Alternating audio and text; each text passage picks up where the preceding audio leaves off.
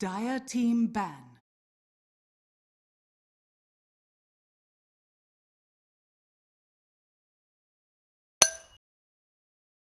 Game 2, Cloud9 team. 10 seconds remaining.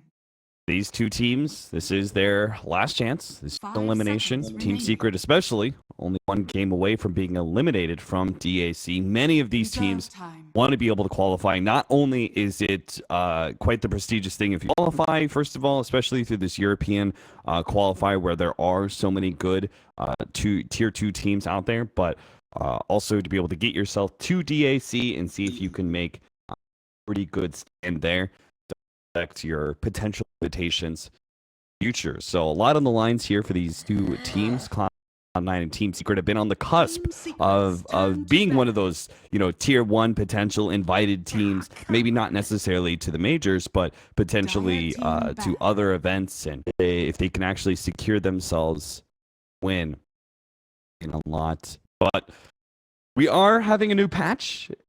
7.02 is here, gods.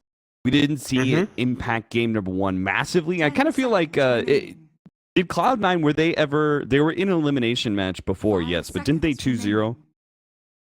They 2-1'd against Alliance. That was that crazy best of 3 we had there. Yeah. I was just kind of thinking they had this maybe in their back pocket against the the right team. If they made it to a certain point, they're like, all right, time to pull off that mid Broodmother again. I imagine they because you're only playing one best of 3 a day, so you have who you're going to be versing. So you're drafting wise, you do a lot of practice drafts, maybe within your own team, and kind of try and anticipate what your opponent's going to pick. And I imagine the discussion within the team was like, hey, if they pick Invoker, let's consider a surprise Broodmother pick, because I think they were the PA was almost like a red herring, where it's like, oh, they've got this PA, they're going to expect it mid, and then they can last pick this Brood against the Invoker, because I think that's kind of what the mindset was. Probably last night, when they were going through what they want to do against Secret, it came up as a potential weakness they could exploit. Reserve time. It did work out very well. The Broodmother was able to take that mid tower before 10 minutes. He was able to pressure the Invoker. Mid one still got a decent amount of farm, but he definitely was not free farming. Was not able to. I think you weren't able to move around the map as effectively, in part because there's constant pressure. That was the big thing. You've got a Quaswex Invoker doesn't want to sit mid and farm. An Exo Invoker, you're kind of okay with that, but the Quaswex Invoker wants to roam. Last time we saw mid one play Quaswex Invoker, he was TPing all over the map, getting tons of kills, being heavily involved. And this game, the one time he rotates, he does a really successful rotation bottom, kills Ace on Luna, punishes some aggression, but as he does that, he loses his mid tower. So it felt like, well, he got kills, but he lost the one thing that Brood wants to take. Beastmaster gods. Bane and Beastmaster, actually. Now that I think about it, they both got significant buffs in their talents. Beastmaster has been one of the offlaners who's been long forgotten. My reasoning has always been that he's initiator, but he's one of the slowest offlaners out there, because you want Necrobook, then Blink. The only team who picked it up of notable strength was Team Liquid. They got a Mind Control Beastmaster, but they also created space for him, and he went Necrobook 1 into Blink rather than Necrobook 3, like we used. An interesting little pickup. Curious to see how Secret run. I don't think you can do any of that old school jungle Beastmaster anymore. I think the new jungle changes, the Iron Talon, all that just doesn't quite work as effectively. So more likely we see Secret, pair him up, or put him in that offlane. Whether he pairs up with anyone, we'll have to wait and see. But an unexpected pick, that's for sure. Something that suggests a bit more kind of mid-game focus from Secret. Last game, I feel like it was a bit more late-game oriented, even though they had a Drow Ranger, which is perhaps maybe part of the problem with their draft, is they were playing for a late-game Invoker with a Drow Ranger who generally wants to be more mid-game focused. So the Beastmaster, I typically look at here as Chen to pair up with a Beastmaster. You get the auras, you go for the 5-man push, you get some other cores that can also push and take towers, and those are the kind of heroes I think Cloud9. 5 seconds remaining. Do you think if Cloud9 ban away the Chen, do you think Enchantress is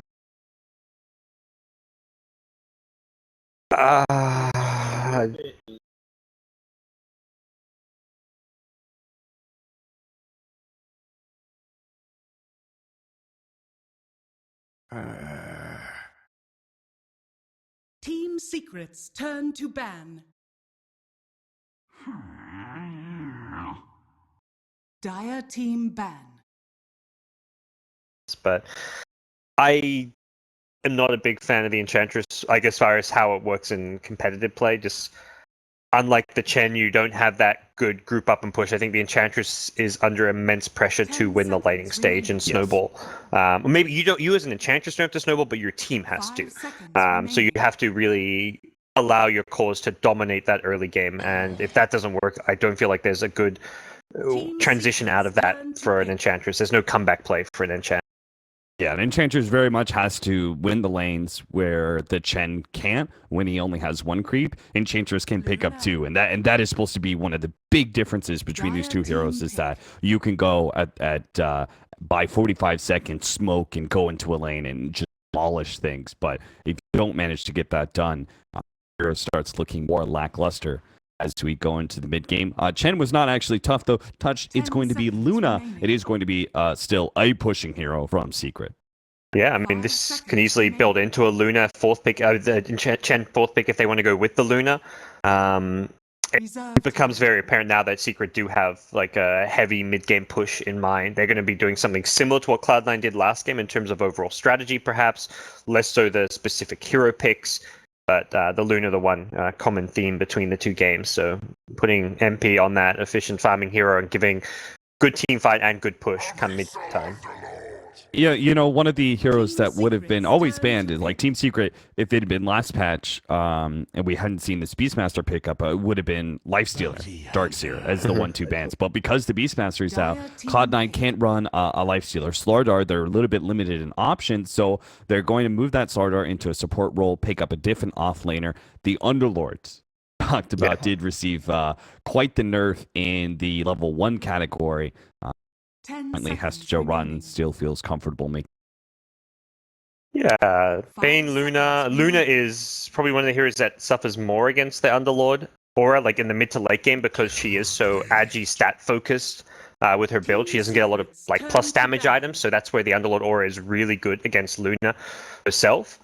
And then you've got the mech, the pipe buyer, if you want to be able to contest the team fight of like the Luna Eclipse. And then fourth pick is going to be the carry that matches up well against the Luna. You make Luna illusions with reflection, you outrange her with the metamorphosis, and you get a lot of benefit from that Slardar corrosive haze to amp up your damage. This Terrorblade pick could work very well. Similarly, though, if the lanes fall apart, you could get run over by the Beastmaster ganks. Beastmaster, one of the better heroes to gank Terrorblade with. Bane also has lots of lockdown. They have lots of control for this Terrorblade. Yeah, Secret are definitely going for a pretty high octane, like fast pushing, good team fight. In that case, would Tinker, which you said, you know, big counter to the Terrorblade, we saw it ourselves in a series. Do you think that Secret would be willing to fall back on that hero and slow down their push, basically sacrifice some of their synergy in order to counter the Terrorblade, or do you think you just focus on your own draft? Yeah, I don't think Tinker was what they're looking for, but generally I'd say you want to focus on your own draft, but when you have the ability to completely, utterly destroy a pick like Terrorblade, and if Cloud9's draft is all about the Terrorblade, they'll know what the mid hero is going to be. So if Tinker gets a decent matchup and the mid hero is not like a hero that can kind of fill in Terrorblade's shoes should Terrorblade get shut down, I think you actually just go Tinker because it just hard counters Terrorblade too much. But Cloud9 have the option to protect it, ban it out, which I think honestly, again, like anytime you don't ban Tinker when you pick Terrorblade is just a big mistake. You know your opponents need a mid, you've got a Terrorblade, like just ban it out. There's Invoker's actually banned as well, so they've already taken that mid one option out. Ember Spirit could theoretically be the choice for mid one. That's like the more high octane hero, the fast paced pick for him to play. You can fight around like the Beastmaster timings with his Necro Blink. You can just be a nice secondary initiator to follow up a Beastmaster Roar. I like that pick more for Secret's draft, but as far as countering Cloud9 goes, Tinker.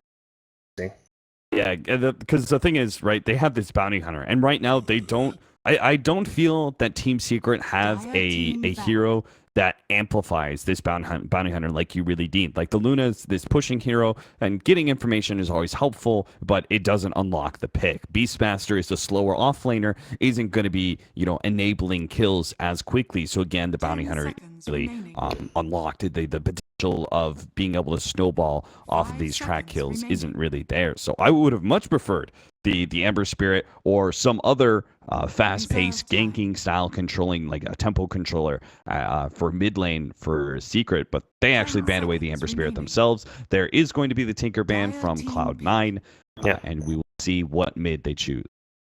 So mid lane's left. Baby Knight has a very weird pool of mids. We see, I mean, we saw the Brood last game, we saw Warlock earlier, and it's going to be a weird hero. That's actually a Terrorblade counter. Not that I think Secret were going to pick it. I don't think they're picking Zeus because it's like, oh, our opponents are going to pick Zeus and counter Terrorblade. Let's make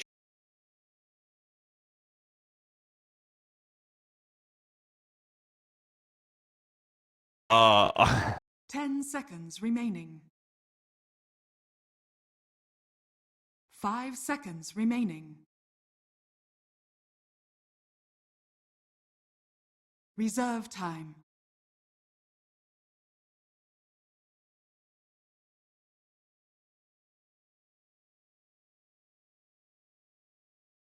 the talent is kind of a non-factor. Why Zeus though? Yeah. 10 seconds remaining. I think that these are some okay buffs. I would even argue that the Scepter duration, quote unquote nerf, is actually a buff because you don't want that thing sticking around for seconds necessarily for the enemy team to kill. So Yeah. I guess Zeus a little bit better, but Templar Assassin is going to be picked up by Team Secret. Will do pretty well in the mid lane. Should be able to farm out, not a problem there, and does have some kill potential, especially level 6, but maybe with the bounty hunter. Yeah. I'm still trying to figure out, like, why do you think Cloud9 opts for Zeus this game? Like, it's not necessarily an amazing counter to any of these heroes. It just seems like they have this idea about what Zeus can do with their draft. Like, what do you think Zeus is about here? I mean, I would have thought it would be Sniper, or I don't think it was banned away, right? No. You needed one of those heroes that would be able to sit back and heal out. Or Team Secret. I think Zeus is probably one of the better heroes, but he's just been forgotten. I mean, the burst damage is good versus Luna. They don't have I think a big part of the reason is the fact that they don't have a sustain offlaner. This Beastmaster is going to go. I'm going to presume it's going to be the Necronomicon 1 into Blink to try and give yourself some better form of initiation. In which case, you don't have the whole lot of sustain. So there's not going to be a pipe hero or anything like that unless Bounty Hunter gets really far ahead. So Zeus's anti-pushing powers are actually going to be somewhat formidable. Yeah, until that blink comes up, there's not much danger to his life. They haven't got good protection for him against the blink roar. The grave is there, but if he gets roared, I feel like he may still go down. It looks like C9 may have an idea of where Puppey is. They were heading towards that top area, although he tucks himself into the trees. Doesn't look like anything too crazy coming out of these lanes. Hestejo down bottom is going to run into a couple of heroes early on. I think in the past he went Firestorm level 1 anyways, just so like when supports harass him, he just dropped a Firestorm. But now even more so, I think you go Firestorm over the Aura. Sure. 4% damage reduction doesn't seem like a worthy investment. Noya, they do know that Pilot Eye has Brain Sap, so there's nothing to stop this crush and stealing of the bounty rune. So C9 get 3 of them. Cost him maybe like a Tango or something, but he's okay with that. Puppey unable to pressure the mid lane bounty rune, so that is a good outcome for C9. Often you expect it. Oh, yeah, Noya gonna have to maybe even go for an early shrine up here if he's not careful. But often you expect that bounty hunter to perhaps like harass a Zeus at his rune and try and steal it, but that wasn't possible, as Noya will get love tapped and have his clarity broken. You should be able to do pretty well as a Beastmaster, though. Laning phase-wise, Beastmaster is better than most, and he's only facing up against a dual lane, Terrorblade and Castle. And when Terrorblade does pop Metamorphosis, he could just go back and jungle. They want that boar. They poison touch really it, but Kezu gets the deny. And yeah, Kezu with the stout Ring of Prot is very hard to deal with in this top lane. Ryze double tank goes his way through and still taking a lot of hits and not trading efficiently against this Beastmaster. They are attempting to snipe the courier. Bottle is coming out now, but I think Baby Knight's... Well, I hope Baby Knight's just going to run back for it. Otherwise, Puppey's going to grab that courier, deny that bottle, and that'll be a huge win for the Templar Assassin. Yeah, you know it's coming. feel like I've seen this way too many times, and it is going to stay. Even on the high ground, sometimes you see the bounty between the tier 2 and tier 3. He has got a sentry ward, so now he knows where the bounty is, so he can bring that courier out. So this harass trade is actually helps Baby Knight because it gives him the info and allows him to get his bottle. Not a problem. As long as he's got mana, he can get CS, but if he couldn't get that bottle, he'd be screwed against a Templar Assassin. Yeah. No way you're last hitting mid one. Those refraction charges. Shrine up for C9 and their dual lane, Noya and Hatsujo. He's still an aura level 1. Dang. Oh yeah, he went the male like harassment. I think in part, I think static field's better against TA, but sorry, I was talking about the Underlord who went level 1 aura. That's really surprising to me. Yeah. Huh.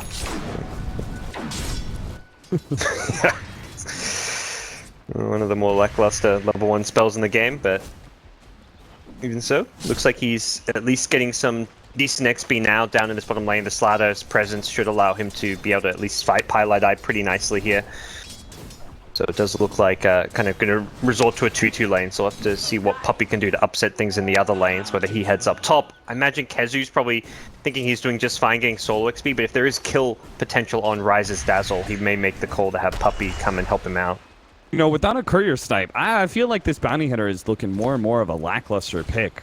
I don't feel like they're going to ensure that there's going to be a lot of track kills. Like Templar Assassin's a pretty decent mid like tempo controller, but it's not that like a really aggressive puck or something like that. He's going to come up to the top lane, try and help Kezu out, maybe go for Ryze, get a couple shots there, but Ace with the Metamorphosis, there's nobody who wants to fight into them.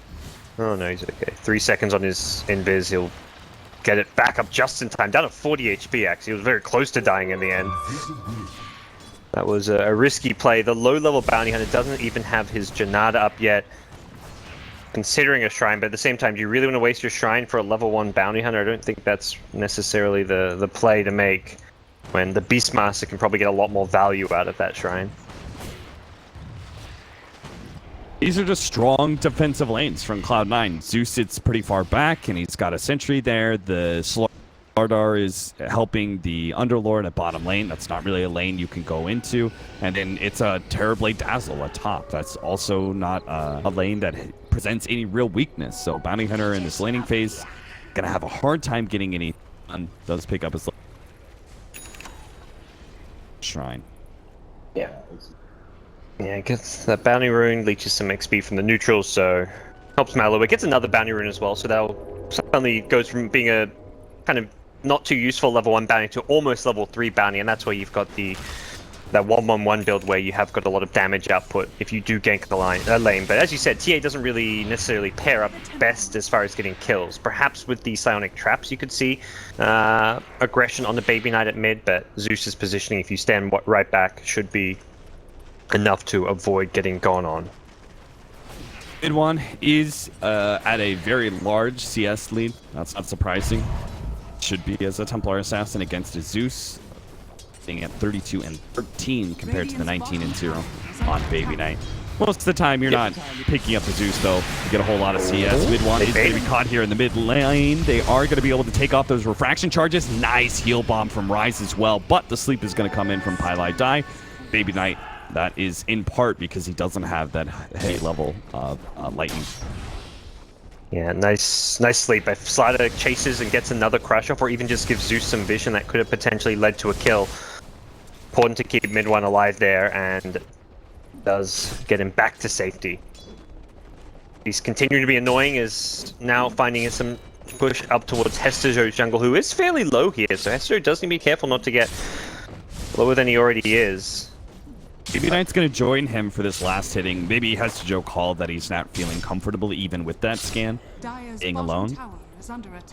Boy, the Slardar also comes back. They are going to be able to... Unfortunately, Puppy's not quite level 3. If they had this level 3, this would be an easy kill, but without that extra nuke, they're going to have to try and dive for it. They do manage to get it, thanks to MP making his way over. Does have the Eclipse as well, but Noya, it's a bit too far out of range for them to feel comfortable. Meanwhile, Kezu at top lane. They do have the ultimate coming out from the Zeus. That'll make it a whole lot easier with the double slows to kill the Beastmaster. good use of the first Zeus ulti. Just doesn't actually get the gold or XP himself, but make sure they get the kill up top.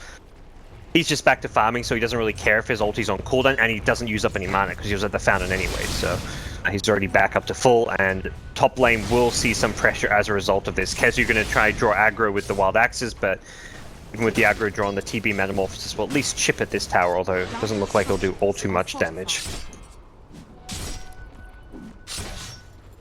Puppey spots out Rise. What was Rise doing there? Besides grabbing a bounty rune, that seems like a pretty dangerous position to be in. He may end up going down here. They're going to throw out the Primal Roar, finish him off with a Shuriken. Bounty rune, not worth it. Sure, they needed a Roar there. Puppey was holding the Shuriken to cancel a TP if needed, but either way, Kezu probably less interested in leaving his lane than that. If he does so, that tower could take some serious damage. Puppey, is he going to find this courier? Under attack. Pick up in position, gets one click, and another attack will finish it off. Nicely played by Puppey. All of a sudden, our bounty hunter is rolling. Got a kill on the Underlord, picked up level 4 now, has a kill on the Dazzle, as well as a courier kill. Much as I thought this laning phase was going to be rough for Puppey, he still found a way. Yeah, this gets a couple bounty runes, and all it takes is that one pick off, and suddenly you're in business. And he's going to be up to, Arcane Boots fairly soon, so pretty effective bounty hunter. And let's say the lanes are looking pretty good across the board for Team Secret. They're winning both mid and bottom lane, of course. The offlane Beastmaster, now with that kill, is level 7, and it's matching the Terrorblade in terms of experience and not too far away in terms of overall like CS and stuff. So I feel like Secret are doing very well in this lane stage. Mid one's going to go for the fast Blink Dagger, and he finds a DD room, which is potentially dangerous if he can find a rotation off of this, but he may just look to use it to farm some Ancients. Double damage.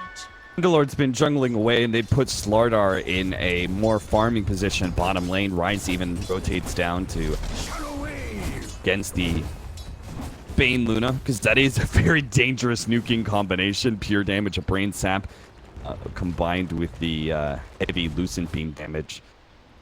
You need any kind of support, and Ace doesn't really need a whole lot of help against Kezu. Again, anyway. Yeah, unless there's a rotation with a Roar, Ace should be more than okay up here. And the raindrops will at least block that Roar damage to start things off. So that's a good chunk of damage missing should you try and go on Ace here. But he can farm illusions. Like, you send that one illusion out, he takes it down. That's 13 gold, very easily picked up. So I think that's something a lot of these like illusion carries kind of forget about, is that you can't just leave your illusions in lane, otherwise you're giving away free gold. That's a third of a creep. Get enough of those. Wonder if it counts towards the a little bit. Yeah, possibly. Oh, nope, not quite enough. Puppey survives off of 20 HP. Maybe Knight just barely misreading that one. Yep. Noya in behind, but I don't think he's gonna. He's not going to run into Puppey. Perhaps thinking Puppey would head north towards that shrine or the bounty rune, but not the case. Instead, he's going to run into Kezu, which right by an enemy shrine is not a place you want to be. A potential raw TP. Not going to go for it.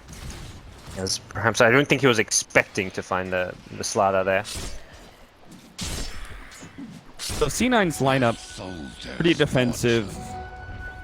Not really getting a huge lead in the laning phase. It's Secret who are picking more of that up. When does Cloud9's lineup really line? Like, when did they actually start doing things? Blink Slardar, I guess. I don't see any real big scary timings before that. The mech of Underlord is probably the other one, but they're the reactionary team. They're going to be doing what Secret did last game, but I think to an even greater extreme. They have no real playmaking potential. Like, none of their heroes roam. Zeus is like got a lot of burst potential, but he doesn't move around the map very well. It's only the Slardar who does, and we're at that point now where until he gets a blink, Noya isn't going to have much roam potential. Baby Knight baits in the TA at mid, but the refraction up, I don't think he's actually doing all too okay here. I was about to say they're baiting a haste rune. trees? Fortunately, he does play Ring Around the Rosie around the trees and does manage to dodge that second meld strike that could have finished him off. Another blink in from TA. Mid one playing very aggressive. He just wants his tower. He's got the trap in the tree so we can see potential TPs in. He's going to have another refraction soon, but doesn't look like he wants to get that tower down to deny range just yet. But yeah, I think overall C9 have very little they can do except react to aggression and dives. Like, they need to have TPs for when Secret try and make plays. Secret have a lot of kill opportunities and smoke possibilities with the Roar, with the Eclipse, with a Blink TA. They're going to be the aggressors this game, and C9 can try and respond and like TP in with a Metamorphosis, TP in with the Zeus damage. They're the ones who can look to retaliate. Offlane tower does go down. Secret eventually chipped that one away. Mid tier 1 going to be dropped by mid 1, so they are beginning to get some of that map control that we talked about. Terrorblade is going to have a harder and harder time farming. Same goes with Noya. You said his Blink Dagger timing is going to be pretty key. I feel like those are the two heroes that need to constantly watch. As Ace's farm may allow them to be able to take down some towers. His positioning, maybe he can split push at the right times, go for some 5-man, but the thing is that it's not like Secret needs necessarily 5-man. They've got some pretty good split pushing heroes, particularly with this offlane Beastmaster, who does have the Necronomicon 1 and NP coming over, so they're going to quickly kill Hesta Joe. No need for an Eclipse either. Huh. I like that move. I was thinking, all right, Luna's coming in, making sure they have like the magic damage to an Eclipse to get the kill, but yeah, with the Necrobook, just a Lucent Beam, and this is one of those rotations where you're almost certainly going to get a tower as well. C9 just not really ready to fight. You've got some of these defending heroes like Zeus, but it doesn't really feel like that's a tower you can defend. They'd rather go for trades elsewhere on the map. Ace just pops a Metamorphosis mid, but even this is going to be a tricky tower to take if Secret want to rotate heroes in, and Pie's in position for a crit. Oh, he's going to be slowed down. They turn around. Brain Sap managed to hit the stun. Pylite Die not finished off, though. Ace doesn't want to position himself between those towers at double damage. Maybe not. I'm not sure what that was. But either way, mid 1. Yeah. Big blows up Noya. It's such a great position for Secret to be in. They've secured the top tier 1 tower, and everyone who's up there with MP can TP back in mid. They can fight and defend mid lane with 4 heroes, knowing that the Luna's kind of in a strategically strong position where she can solely push that tower, has the Eclipse to help protect herself. C9 aren't looking to do it anyway. TP's committed the Metamorphosis mid. He can't TP out in plain sight, so they secure top tower, they defend their mid tower, and even find to pick off thanks to the blink of TA. Mid 1, very close to this Deso timing, and this is where I feel Secret can quickly run away game off of this Deso pickup. They're going to have a lot of space to be able to take Roshan with this. Oh, I don't know how Cloud9 actually deal with this. They just don't have any real good playmakers. They picked up a Zeus mid. Yeah. They picked up an offlane Underlord, so that's going to be another slow hero. Maybe when they have the mech, they can go for a 5-man push, but at this rate, it seems like Secret are just going to be too far ahead for a 5-on-5 clash to be to Client's advantage. Absolutely. I feel like the start of Blink, that one playmaking opportunity is coming well too far away. They're going to lose Roshan out of towers. Potential push towards their high ground could even come before. The mid one can likely get numerous kills around the map with this Desolator as well. This Blink is not coming at a rate that's going to suffice. And if anything, Secret may just see this Slider trying to farm his Blink Dagger and send heroes down there to kill him. Right now, Kezu's looking to just be down here for the solo kill possibility. MP is going to be slowed down, caught by the Pit of Malice. It's not going to hold him for long, though. Pylite Die gets hit by the slow from the Terrorblade. They do manage to finish him off. MP's actually kind of turning, hitting some nuke onto Hesta Joe. He knows he's got the Templar Assassin ready to jump in at a moment's notice. If Cloud9 overextend themselves. So that kind of push in, they were their 2 heroes again without that kind of playmaking, catching style hero. Kezu, he's going to go for it, but the TP is coming in. He may be able to finish off Noya, but Rise gets there in time. He was trying to hide in those trees, knowing that there was a lot of space created for him by that aggression up top. Cloud9 do a good job getting the 1 kill up there, but it's still just the support hero, not the ideal outcome for them. But they do manage to stop Kezu from getting any further kills down bottom. He gets damaged on this tier 2 tower. This has just been a split push kind of play coming out from him. Noya's going to be there at least to defend it for now, but still some good damage that Secret are going to be able to look to maintain pressure on the C9 side of the map with. There's an opening for Roshan. They're going to have to deal with Kezu's bottom lane pushes constantly, so somebody's got to be there to protect that tier 2 tower. And they take Roshan so quickly that it doesn't really give any opportunity for C9 to rotate. Very hard to punish this Beastmaster down here too, because he just leaves that Hawk up around the secret shop. He sees TPs onto the shrine, he sees any rotations coming his way, so he's able to do this in a fairly cautious manner. The one thing that could shut him down is a smoke gain, but even that is not the easiest thing to execute. given the lack of a Blink Dagger on Slaughter still. So Secret with an Aegis, likely see them start now looking to prioritize these outer towers. Strategically, they're in a very strong position right now, and C9 just have to rely on their stalling capabilities. Zeus, Underlord, two great high ground defenders, great lane clearers. Oh yeah, hit by another Primal Roar. Does have his team coming in. Sprint is also up. There's going to be a Dark Rift onto one of these creeps. Kezu may be caught here, but the creep actually aggroes over to Pets of Kezu. Looks like Ace was going down. Pylai die. And mid one managed to combo up, get that kill. Now they're going to be able to get a whole lot more. Baby Knight, he's not making it out alive. Melt Strike onto him. Hesta Joe going to be slowed down as well with the Nightmare. Secret position themselves to blow him up. 3 down, 3 cores dead on the side of Cloud9 and Secret. Switch in this tier 2. Some of those games where like it's hard to paint like a bright future for Cloud9 with this game. Like as a commentator, no, it's like you don't want to say this game's over. It really doesn't feel like they have opportunities to turn this game around. They can stall it out, they can defend high ground, and that really is their play right here. I think other than defending their high ground and just stalling this game out and hoping that they can put together some good fights around like a farm Terrorblade Zeus, this Zeus pick has not panned out well for them. TA has crushed the lane, is snowballed out of control. Luna has free farmed as well, and through Towers and Roshan, Secret are going to have full map control, and it feels like just a matter of time before Secret eye off that high ground and will test that C9 high ground defense. It does kind of seem like Cloud9, they needed an Ember Spirit. They needed some sort of playmaker that would be able to get pickoffs, set up kills, all that sort of thing. And that was the ban from Secret. Cloud9 with this Zeus looked particularly ineffective. Sometimes you have these different picks, and sometimes they work, like the Broodmother last game, and sometimes they just fall very flat, because this Zeus pick has definitely been the latter case. And I think with C9, they've always been... Oh, what a sick play. Did you see that? Puppy. Yeah. Puppy dropped the counter ward for the vision. Oh, that's dope. There's really no way he wraps around that tree and gets the shuriken out in time. So dropping the sentry for the bit of vision just to be able to get that shuriken out, stopping the TP. Fun. Just further advancing Secret's lead. Or track money. Puppy going to go for the pipe, so he's got the answer for the Zeus Underlord spam when they go for that high ground push, and it's another Raw Kezu.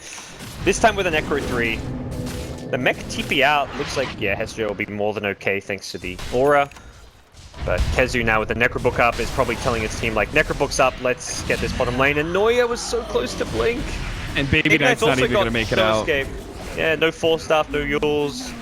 I mean, he's just not farmed. Like, at this point, the Aether Lens first is, like, nothing wrong with this item build, but it's the fact that he doesn't have another item, like a Force Staff on top of this, or a Yule Scepter to help him out, and, yeah, high ground is coming soon from Secret.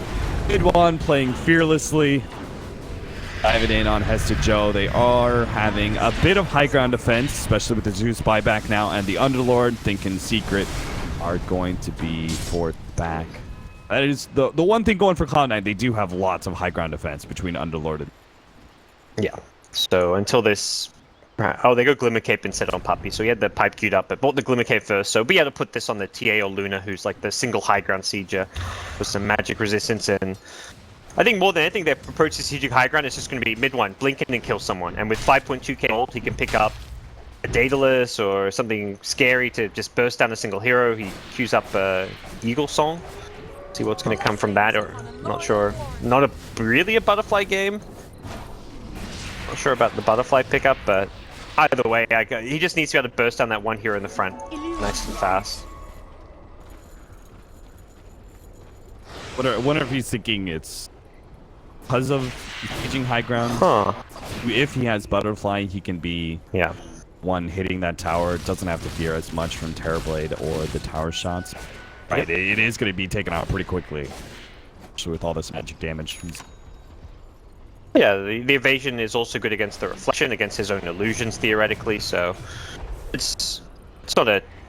It's probably like the one source of damage his team can't easily deal with. Like Ace is not a good target for TA to go on. TA wants to go on the Zeus. So Zeus's magic damage is likely going to be taken out of the picture pretty quickly. It's also negated by the Glimmer Cape. They probably feel like they can deal with the magic damage, but the farmed up Terrorblade reflection could really kite around the TA, who doesn't have the range to deal with the Terrorblade. But either way, I think we'll see this high ground attempt succeed fairly soon from Team Secret. Secret doing a great job buying space for. He's just kind of chilling out here in this top lane, farming away, right-clicking creeps. Rest of his team's like all up in the face of C9. Pilot Dies like, I'm taking a well-deserved break, guys. I'm getting some gold. Yeah, he's going to be the pipe buyer, it looks like. So he should have a pipe by the time next Aegis is acquired for Secret, if they want to wait for that Aegis. Luna's going to have a BKB. So like level 3 Eclipse with BKB on Luna, chuck an Aegis onto your TA so TA can just blink past the tower and kill heroes. At that point, like, I feel like there's nothing C9 can do. So they need to make sure it doesn't get to that point, and that's smoke up with Neu's newly acquired Blink Dagger. This is one of those smokes where I feel like they have to get a big kill and probably multiple kills at that. May not find anybody. Mid one, mid lane against. They're gonna back around him, see catch, but Secret are playing the right side now. They're gonna go high ground, noticing that no one's inside the base, so they just quickly take out that tier 3 tower. Now start getting that glaive damage onto the Raxes. Joe now sits in front with the spam, but yeah, having a hard time with the pipe now, being able to clear through these both the illusions as well as the creeps. They've got track vision on Neuer, so they now know where the initiation from C9 is. That makes this push a bit easier to approach as well. Team Secret happy to maybe back off now. They've forced those rotations back. It's, like you say, they just noticed no one's defending high ground. Wait a second, guys. This is a free tier 3 tower. We don't need Aegis. We don't need this next level of items. If they're not going to be here, we take the tier 3. They almost took the melee racks. Now they can back off and wait for that Roche respawn if they want. If C9 just camp their high ground defending, you wait for Roche. And if C9 make moves out of the base, you either threaten to split push like we just saw, or you fight them head on, because Secret are well and truly miles ahead. It is 26. When it's like 1,000 net worth per minute or higher, that's like the biggest stomps you'll see. Very rarely, like that's like a 1 in 100 type one-sided game that you see where it's 1,000 net worth a minute advantage. Kazu gets his Blink Dagger off the shrines going down, so as you're talking about, if Cloud9 push out, if there's opportunities for picks, Secret will have quite the big increase in power, being able to catch Cloud9 with this nation. Looks like he's also queued up a gem just to make sure they have total control. He's got the Necrobook, sure, but just to make sure they have total control of the map, and C9 do not have any vision. Down 4-man smoked up. Joe farming the jungle.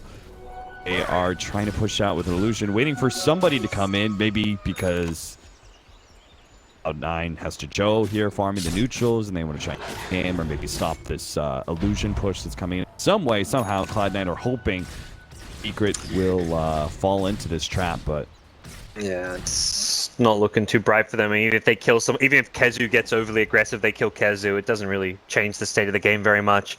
Either way, it just leads to Secret. It delays the game out a bit. Wait, maybe Secret then going to go for that Aegis probably, but as it stands, Secret say, oh, they're pushing bottom. Let's go fight them. There's a Terrorblade there, which means there's teammates behind him. They are ready to go at Team Cloud9 with their BKBs. Both TA and Luna now have a BKB. One told his team to hold up for a second, ran back, picked up that BKB, is ready to fight, ready to blink in. They do have the initiation. Kezu actually gets stunned up before he can get off the roar. Now Pylai dies in some serious trouble. Ace almost finishes him off. They do manage to get Kezu down, but they've already lost their initiator, and they managed to get the Fiend's Grip on the Ace with the Eclipse cleaning up hero after hero. That is going to be 4 down from Cloud9. Baby Knight, the only one to escape off of a TP. I was wondering if Underlord was just going to instantly try and Dark Rift out there. The second Secret came in, but he got instantly Nightmare, so he could not use a spell, couldn't use his mech to help out his team until like 5 seconds into the fight. And with all those heroes dead, buybacks will be forced. Mid one had a double damage. He'll quickly use that double damage to take the bottom lane of Rax, and Secret, Puppy's just diving forward, tracking heroes. He knows there is very little Cloud9 can do at this point. Baby Knight 3-shotted. Godlike, mid one. Link up in 4. Nah, he's not going to pursue. I mean, individually, I don't really feel like Cloud9 did anything wrong this game. I just think draft-wise, they had no chance. Their lanes, they lost all 3 lanes effectively. Like the top lane, Beastmaster got so much out of that lane. I would consider that a loss as well for Cloud9. And mid-game, they have no playmaker. On top of the Pit of Malice, they can't even get a single kill. That kind of somewhat decent initiation doesn't result in anybody dying except for Cloud9 members. Shellgrave on Hesta Joe will save him, but it looks like Cloud9 may just have to call the GG or suffer watching Megas being taken by Secret. Yep. And Secret, it looks like they're even saying let's go Roche potentially. It is up after all. TA is in the neighborhood. If they want to get Roche, they definitely can.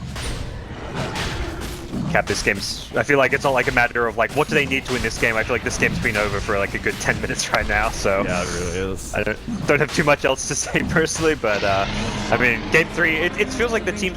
Game 1 wasn't so much of a stomp, but I feel like we have seen two draft wins in a row. Like I don't feel like either team in terms of overall gameplay, like be it an individual player outplaying someone or like just out executing in team fight. I don't feel like either team has proven to be the better team yet. But draft-wise, we've seen two really well-executed drafts. Game 1 by Cloud9, Game 2 by Secret. Well, in my experience, Gods, it's been the 2 draft wins, and then the 3rd game will be very even and very well matched, and we'll truly get to see a test. Finally, they get a kill. They got Kezu down for only 16 seconds. Good lord. All right, Fiend's Grip onto Hesta Joe, preventing that Dark Rift out once again. NP with the Eclipse out is dealing a lot of damage. Noy is trying to threaten him down with a Corrosive Haze, but can't do it. Mid one cleans up the damage dealers, gets the back line towards the end.